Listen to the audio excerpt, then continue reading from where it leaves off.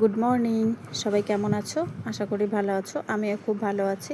তো দেখো, আজকে একটু ঘুম থেকে উঠতে লেট হয়ে গেছে, তার জন্য মনে হচ্ছে সব কিছু লেট হয়ে গেছে। কারণ এখন 9টা বাজে, এখনও আমি বিছানাই পরিষ্কার করতে পারিনি।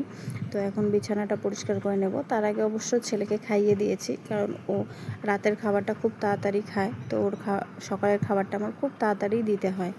তো ছেলেকে খাইয়ে ঘর পরিষ্কার করে চলে এসেছি রান্না করতে। রান্না বান্না কমপ্লিট করে আজকে অনেক জামা কাপড় বের হয়েছে, সেগুলোকে ধুয়ে দেব।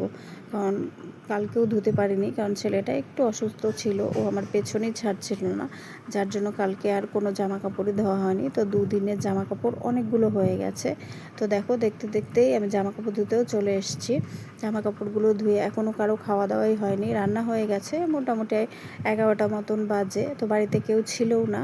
তো দেখো, দেখতে দেখতে সবাই খাওয়া দাওয়া করতেও চলে এসছে। আমরা 4জন সবসময় চেষ্টা করি একসঙ্গেই খাওয়া দাওয়া করার।